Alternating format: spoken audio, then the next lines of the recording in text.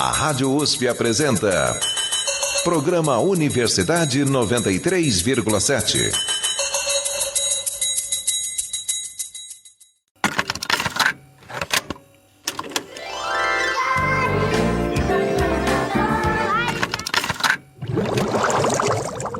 Você está ouvindo o programa Universidade 93,7, especial Publicidade Tem Idade?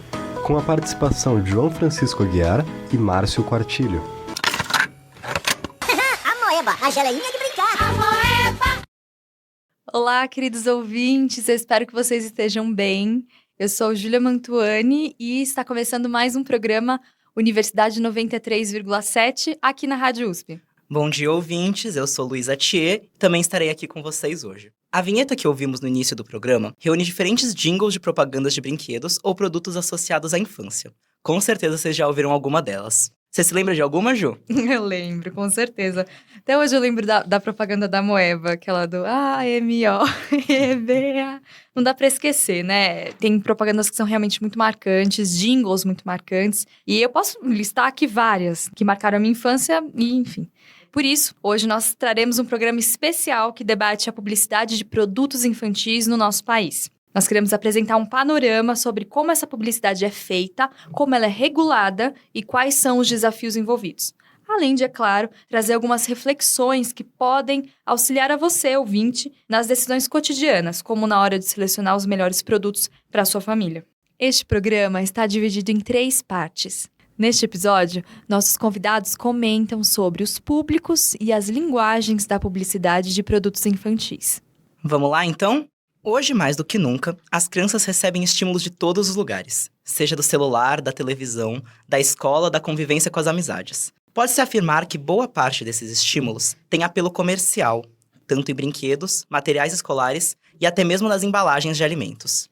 E para entender melhor sobre isso, nós temos aqui conosco 2 convidados. O João Francisco de Aguiar Coelho, que é formado em Direito pela USP e atua como advogado no programa Criança e Consumo do Instituto Alana. E o Márcio Quartilho, que é um dos diretores da NP Digital, uma agência de marketing digital que atua em vários países, inclusive aqui no Brasil.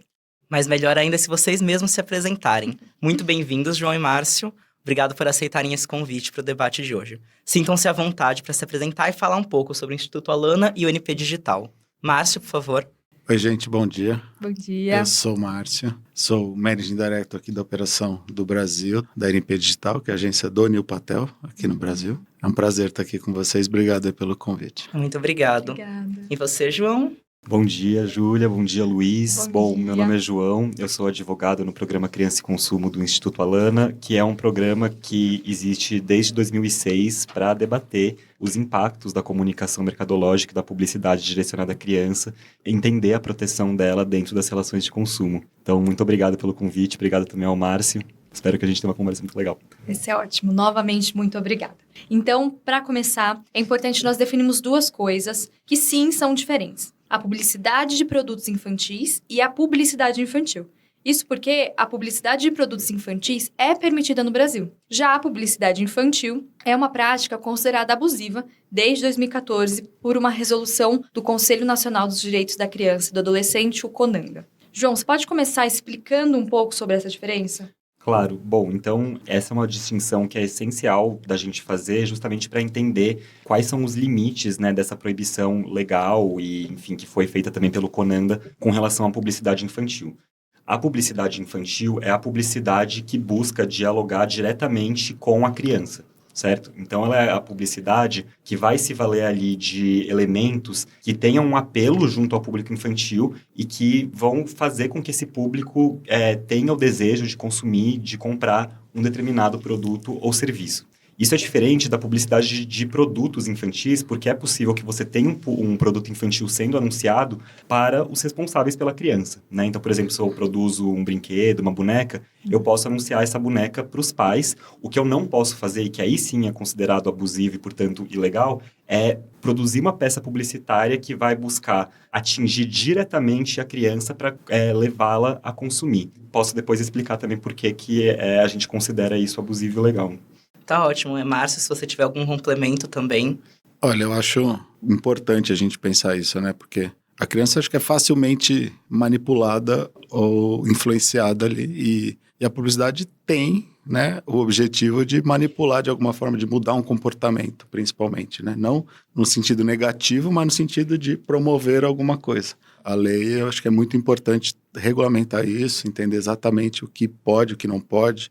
Eu acho que até com o digital hoje as marcas precisam tomar muito cuidado do que elas fazem, né? Porque não basta só fazer o que a lei permite. Sua reputação pode acabar muito mais rápido do que você imagina, né? Os institutos ou as organizações denunciarem práticas abusivas das marcas, que eu imagino que algumas ainda fazem, né?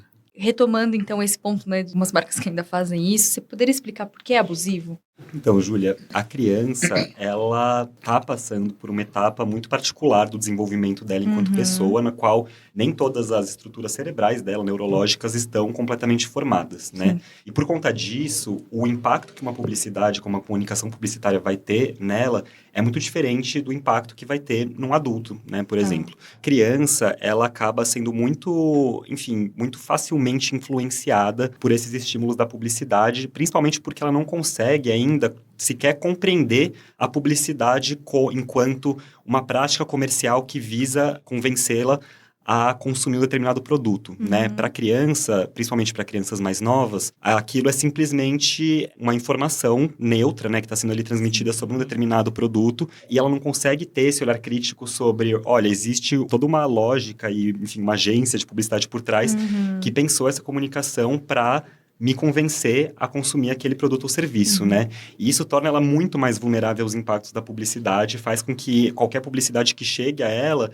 tenha, enfim, esse condão de convencer ela para o consumo sem que ela consiga acionar minimamente um senso crítico sobre aquela mensagem que ela está recebendo. E isso, para além de, enfim, ser injusto, porque a criança, então, não tem essas condições de responder com o mínimo de igualdade a esse tipo de estímulo, acaba também tendo um impacto muito negativo no desenvolvimento da criança, né? Porque a partir do momento em que você direciona para ela essa publicidade, ela passa, primeiro, né, a ter esses desejos de consumo e cultuar dentro dela uma ideia de que ela precisa consumir, né, inclusive muitas vezes para se inserir socialmente, né, então a gente vê isso, crianças, enfim, sendo levadas a achar que elas precisam ter uma determinada roupa, um determinado brinquedo para pertencer ao grupo.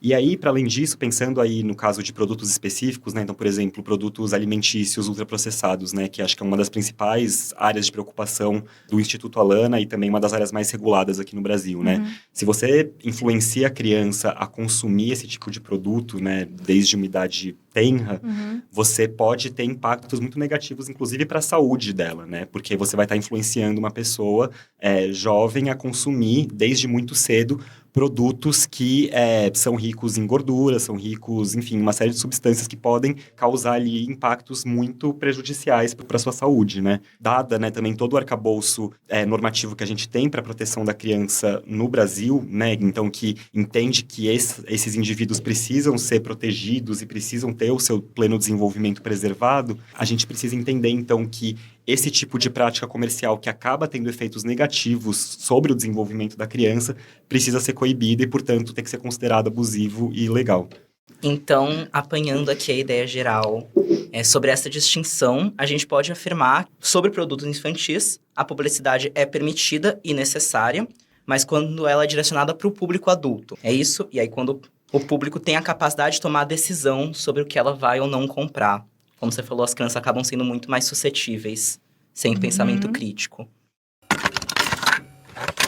Publicidade tem idade? Você está ouvindo o programa especial com a participação de João Francisco Aguiar de Coelho, advogado do programa Criança e Consumo do Instituto Alana, e o Márcio Quartilho, diretor na NP Digital. O Instituto Alana é uma organização sem fins lucrativos que, segundo a descrição do próprio Instituto, busca garantir condições para a vivência plena da infância. E seu programa Criança e Consumo é uma iniciativa para combater a exploração comercial online e offline das crianças. A ANP é uma agência de marketing digital que atua em vários países, inclusive no Brasil, e que já recebeu vários prêmios na área. Ela atende a uma carteira diversa de clientes, entre eles clientes que querem divulgar produtos infantis. Tecnicamente, é na teoria, né, de que a comunicação vai ser direcionada. Porque na prática, a gente sabe que as crianças influenciam e muito nas compras dos adultos. Tem uma pesquisa que eu queria trazer, que ela é realizada pela SPM, que analisou como crianças de diferentes faixas etárias se relacionam com as marcas. Também foi discutida a influência que as crianças têm sobre as decisões dos adultos, né, as decisões de compra dos adultos. E a conclusão foi a seguinte: as crianças começam a influenciar nas decisões domésticas mais ativamente, mais ou menos a partir do segundo estágio da infância, entre os 4 e 6 anos, que é a fase pré-escolar. Nesse momento, 45% das crianças já influenciam na assinatura de serviços de streaming e 50% interfere na compra de alimentos ou bebidas. E além disso, no terceiro estágio, que seria a fase entre os 7 e os 9 anos, as crianças influenciam ainda mais a decisão de consumo dos pais. Além dos comportamentos que você mencionou, 20% afirma que já recebeu um dinheiro próprio para comprar as coisas que deseja, né? Uma mesada que seja. Então, no fim das contas, esses dados ajudam a entender que, quando nós falamos de produtos infantis, não estamos falando nem só com os adultos e nem só com as crianças. Então, nesse sentido, Márcio, eu queria saber quais as estratégias assim, que a publicidade hoje precisa adotar para definir uma linguagem capaz de dialogar tanto com os adultos, que são o público definido, né, o público ideal, definido pelas normas, o público que, de fato, utilizará o produto. Aí já entra um ponto muito interessante e a dificuldade de se comunicar com a criança. Uhum. O digital hoje é muito sobre personalização, né? Você recebe a mensagem exata para o seu perfil demográfico, o seu perfil, seu interesse, seus interesses e tudo mais. E aí quando você fala assim, então vou fazer uma publicidade que atinja o pai e a criança, já perde todo o sentido. Então, atingir, acho que os dois públicos é quase como um dilema aí, né? Porque a publicidade está indo para um caminho onde é quase a mensagem individual, né? Cada pessoa vai receber a mensagem na hora que quer, no contexto que quer, na segmentação que quer, tudo exatamente como ela deveria receber. E aí você vai pensar, então vou aproveitar e vou fazer a mensagem para o pai e impactar a criança. Não vai funcionar, né? Porque hoje em dia os conteúdos como um todo, o consumo do digital como um todo é tão específico que a mensagem ali vai passar totalmente despercebida para a criança fora do contexto, né? É muito difícil você falar assim, putz, vamos construir uma estratégia que atinja os dois. A forma de construir uma publicidade em si vai funcionar. Putz, uma mensagem clara, objetiva, os benefícios do produto e tudo mais. Mas você vai atingir o público correto, não a criança. Quando a gente vai para o digital, principalmente nas estratégias que a gente faz, o mercado brasileiro está super bem protegido, né? As próprias plataformas já não permitem com que você segmente anúncios para crianças, né? Acho que, se eu não estou enganado, só já adolescentes. Se o pai consentir ainda assim, nem conheço tão fundo a lei. Então, ainda assim, dessa forma, você nem consegue no Brasil, no digital, fazer publicidade direcionada para a criança, né? Porque você já não vai conseguir falar, bom, eu quero atingir crianças de 8 anos, homens que morem numa cidade X. Não vai acontecer. Obviamente, você pode sim direcionar os pais dela e aí a mensagem vai ser completamente diferente, a meu ver, e acho que assim tem que ser até para seguir todas as normas aqui.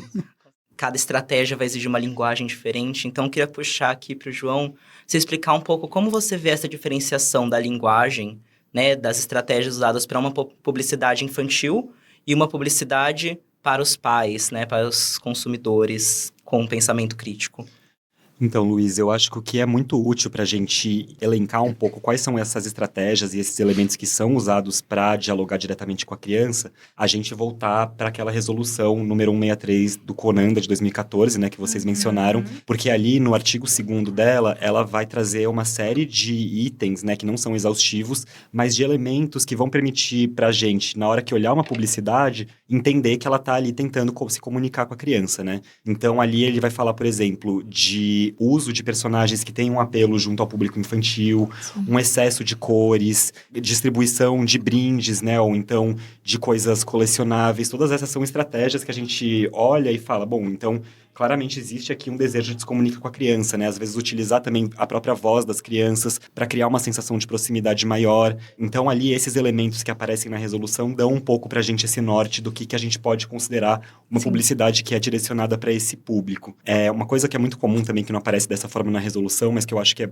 bem característica, assim, né? Principalmente dessas formas mais antigas de publicidade infantil, que eu diria que talvez fossem até mais agressivas, né? É você, às vezes, associar aquele produto, o brinquedo, a características mágicas que muitas vezes ele nem tem, né? Então, mostra, sei lá, a pista de Hot Wheels, né? Tubarão saindo. E assim, claro, para um adulto que vê aquilo, obviamente, né? A gente consegue ter uma análise muito fria e muito crítica e falar, não, isso jamais vai acontecer. Para uma criança, né? Ainda que, tudo bem, racionalmente, uma criança mais velha talvez até consiga falar, não, tudo bem, não vai, o carro não vai sair voando, mas aquilo tem um impacto muito grande e desperta um desejo muito grande, né? De consumo A do Barbie produto. sereia existia, gente. Desculpa, Barbie fada, Barbie unicórnio. E aí tem a letrinha miúda embaixo, falando Sim. que é só uma representação, que os brinquedos não fazem Não, isso, né? sim. Mas é uma letrinha minúscula que é impossível de ler numa propaganda Sim. na TV. Exatamente.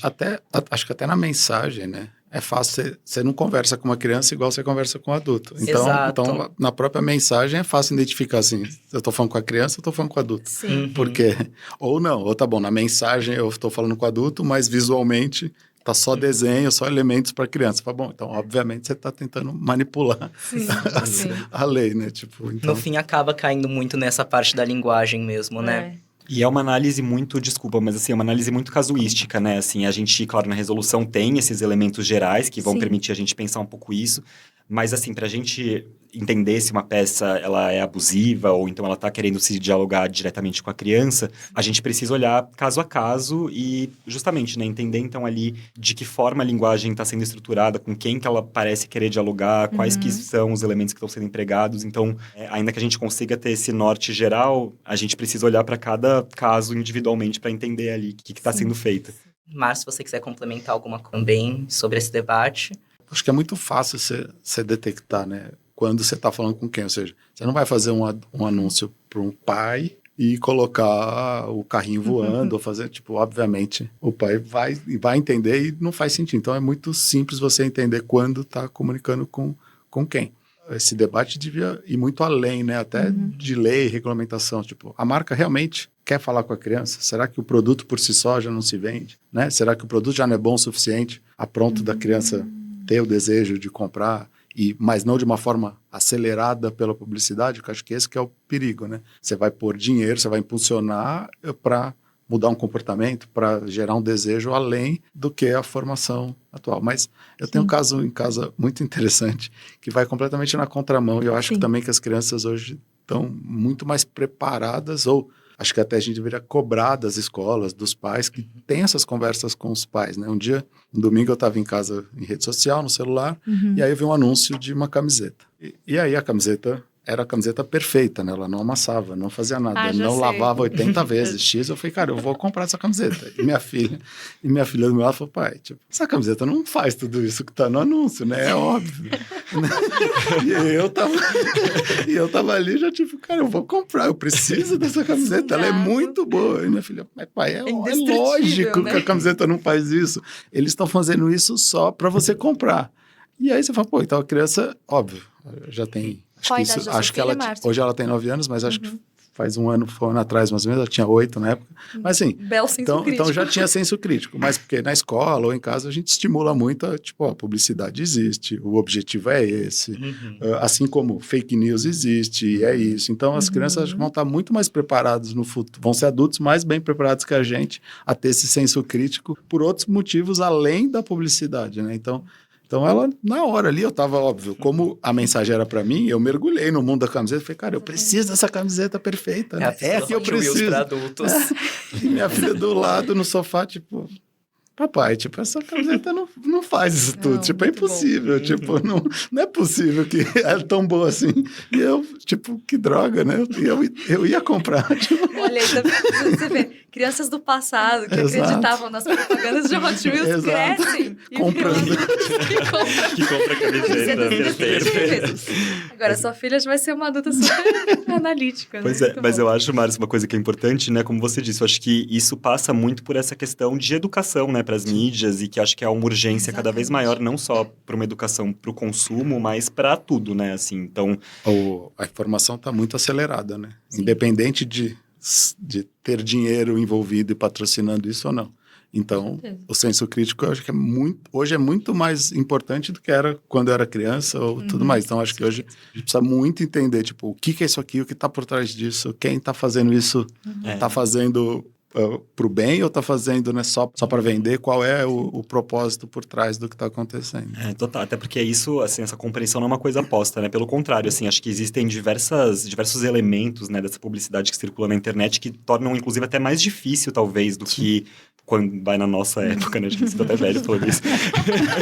Mas num mundo, né, mais analógico, em que o paradigma, assim, né, da comunicação era a televisão, ou, enfim, a imprensa, acho que a internet traz muitos desafios, assim, no que diz respeito à compreensão mesmo, né, da publicidade como tal, né? Porque, Pensa, tipo, influenciadores digitais, né? Boa parte do tempo eles estão lá gerando conteúdo sobre algum tema, muitas vezes fazendo publicidade sobre um tema, mas não pago, porque eles gostam mesmo daquela marca, é um produto que eles gostam, consomem, então eles estão lá falando porque o público deles consome o influenciador por causa daquele tema. Exatamente. Isso não quer dizer que não é uma publicidade, de alguma forma. Então, vai muito além, tipo... já rompeu barreiras, né?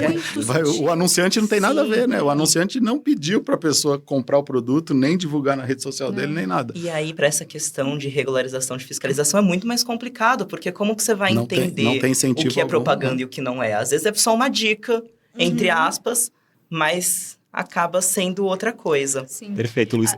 Desculpa, Júlia, só porque isso que você falou, Luiz, dessa dificuldade, né, na fiscalização, eu acho que tem um outro elemento que tem a ver com o que o Márcio estava falando, que é essa questão da segmentação também, né? Porque isso acaba sendo muito complexo do ponto de vista de você, enfim, resguardar esses direitos, assim, né, da criança frente à comunicação mercadológica. Quando o paradigma era a televisão, todo mundo via a mesma propaganda ali sendo transmitida no mesmo horário, então você sabia exatamente, né, o que estava passando para quem, em quem que estava chegando.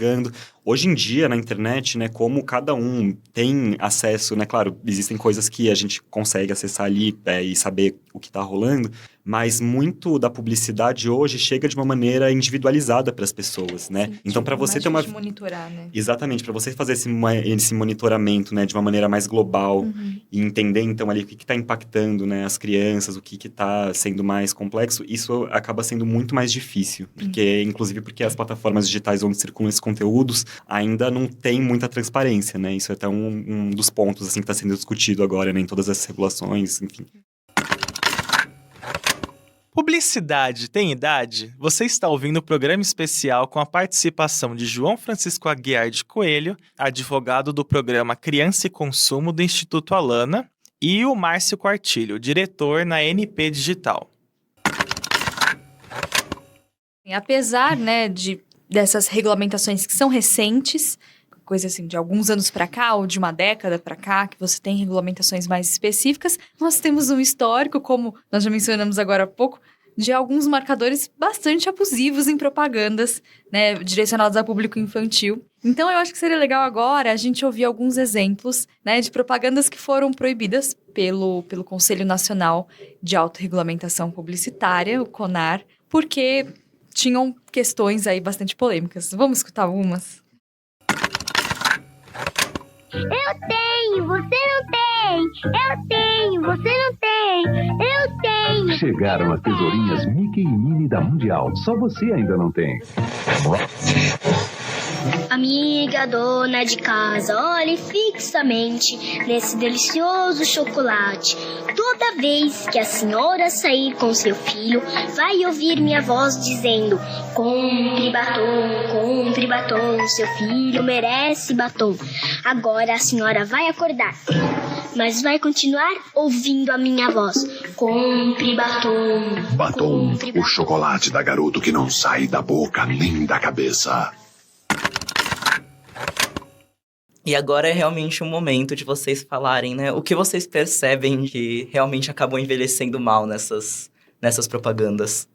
Nossa, muitas coisas. Mas eu acho que tem coisas que já, assim, mesmo entre aqueles, né, que defendem que pode ser feita alguma publicidade para criança, né? Que, enfim, não é o caso meu e do Instituto Alana, mas que já existe um consenso, né, contra determinadas práticas que a gente vê aí. Então, por exemplo, essa coisa do compre batom, o próprio CONAR, né, que, enfim, o Conselho de Autorregulamentação Publicitária, que também tem regras, né, com relação à publicidade infantil, mas que são, em geral, né, um pouco menos protetivas do que a legislação, ele próprio proíbe o uso de imperativos, né, na publicidade direcionada à criança. Então, essa coisa de compre batom já é algo que hoje em dia é impensável, seja qual for o parâmetro que você estiver aplicando. Essa coisa também, né, de você, como a gente comentou, né, mistificar um pouco o produto, né? Colocar ele em situações ali que não correspondem à realidade. É algo também que eu acho que hoje a gente acaba vendo muito menos. E essa coisa, né? Como eu disse também, acho que isso partiu principalmente de uma evolução até ética mesmo, né? Eu diria, assim, da sociedade e do mercado. Aquela primeira propaganda é muito violenta, né? Você, enfim, colocar uma voz de uma criança falando eu tenho, você não tem. É uma coisa que eu acho que hoje, enfim, dificilmente sairia algo assim no mundo, né? Enfim, acho que a gente já avançou o suficiente com essas discussões para que isso também haja um consenso, né? De que é completamente absurdo, né? inaceitável. Exatamente. Primeiro, voltando para trás, né? Eu acho sensacional como mensagem. Não quer dizer que eu acho correto.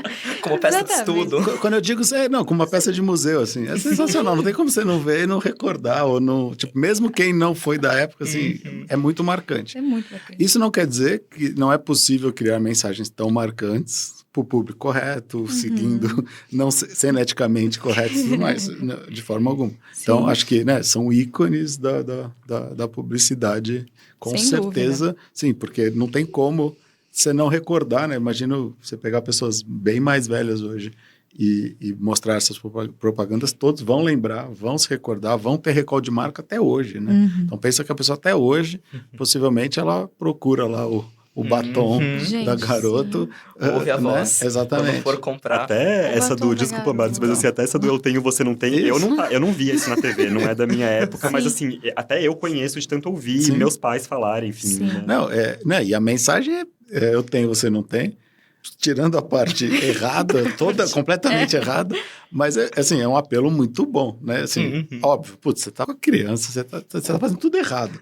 Mas a mensagem é assim, como uma obra de arte, eu acho ela sensacional.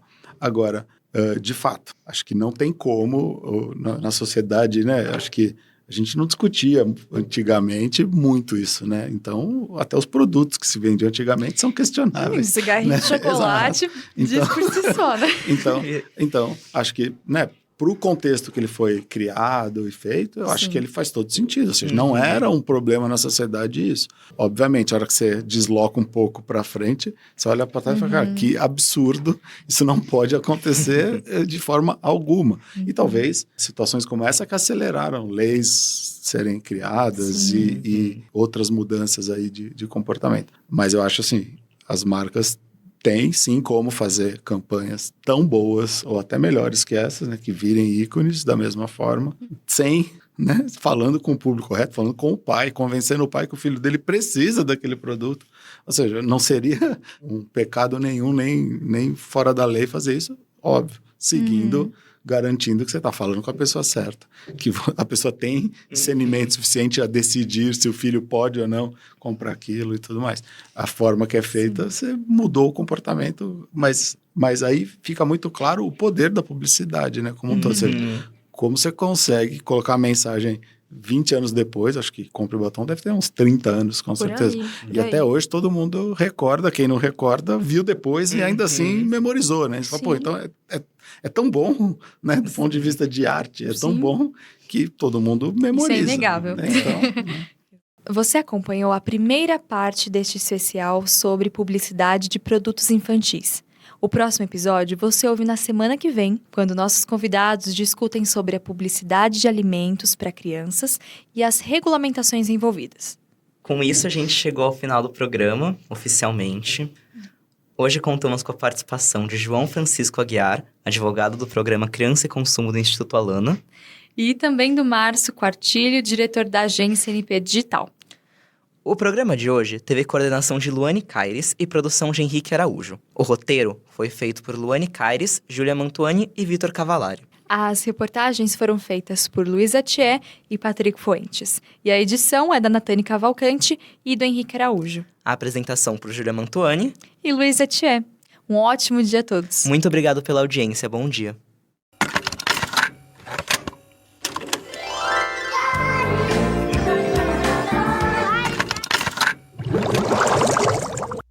Você ouviu o programa Universidade 93,7, especial Publicidade Tem Idade? Com a participação de João Francisco Aguiar e Márcio Quartilho. Moeba, a geleinha de brincar. A Moeba. A Rádio USP apresentou Programa Universidade 93,7.